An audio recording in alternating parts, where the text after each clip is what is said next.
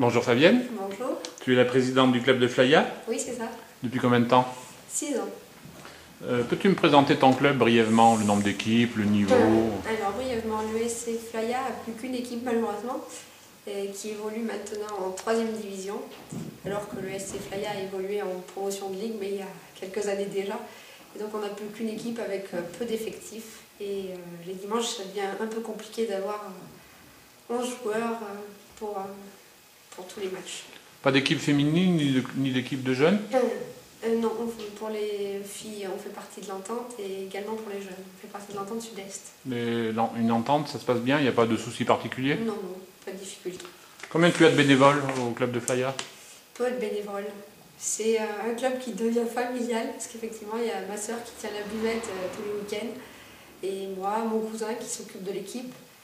Donc on est assez peu nombreux. Si tu avais un petit mot à leur dire? Ah ben merci. Merci pour ce qu'ils font. Quelles sont les ambitions sportives du club cette saison ou les saisons prochaines? Cette année, on espère remonter en 2e division. On était bien parti, mais là, on a eu 2 défaites consécutives et du coup, A1 est en train de prendre le large. Pas de projet de création d'une deuxième équipe? Malheureusement, non. Le maintien d'une équipe, c'est déjà beaucoup. Il n'y a pas assez de licenciés? Non, on n'est pas assez nombreux. Et cette année, en plus, on a beaucoup de blessés, donc c'est compliqué. Au point de vue arbitre, vous êtes en règle? Non, on n'est plus en règle. J'avais fait arbitre pour couvrir le club, mais malheureusement, avec ma famille, ça devient compliqué de tout faire, donc j'ai arrêté l'arbitrage et depuis, on n'a plus d'arbitre pour couvrir le club. Quelles sont les relations, comme on parle des arbitres, avec le corps arbitral et les instances du football? Le district, la ligue? Les relations sont bonnes. Avec les arbitres également, on n'a pas de difficultés particulières. Ça se passe généralement bien. Oui. Est-ce que tu consultes le site internet du district? Oui. Qu'en penses-tu? Toutes les semaines. Je trouve qu'il est clair, qu'il est bien. Pas de remarques, pas de souhaits particuliers? Des choses que tu aimerais voir que tu ne vois pas? Ce qui est le plus difficile à trouver, c'est les feuilles de frais des arbitres. Ça, je transmettrai à la CDR. Voilà, parce que ça c'est compliqué à trouver et c'est les clubs qui doivent les fournir maintenant. Donc c'est vrai que ça serait bien qu'elles soient plus facilement accessibles. Est-ce que tu aurais autre chose à rajouter par rapport justement à la présidence d'un club, en tant que femme?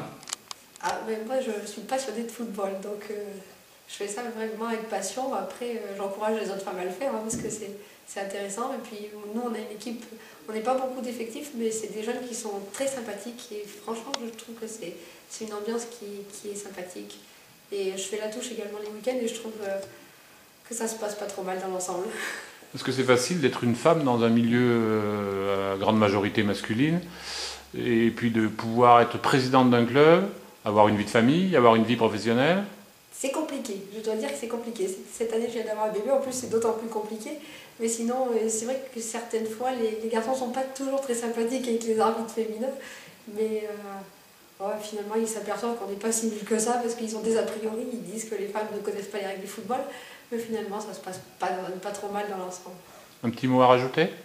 Non, je pense qu'on a fait un petit mot aux joueurs ou un petit message, comme la fin de l'année ça arrive. Bonne année à tout le monde et puis j'espère que le football creusois va se maintenir et que ça va continuer comme ça parce que je trouve que une équipe dans un village c'est quand même une animation tous les dimanches. Comme nous à Flaya c'est quand même un tout petit village et c'est vrai que quand il y a du foot le dimanche on entend quelques cris, on entend quelques supporters et ça fait un peu de vie dans les villages et j'espère que ça va se maintenir de nombreuses années.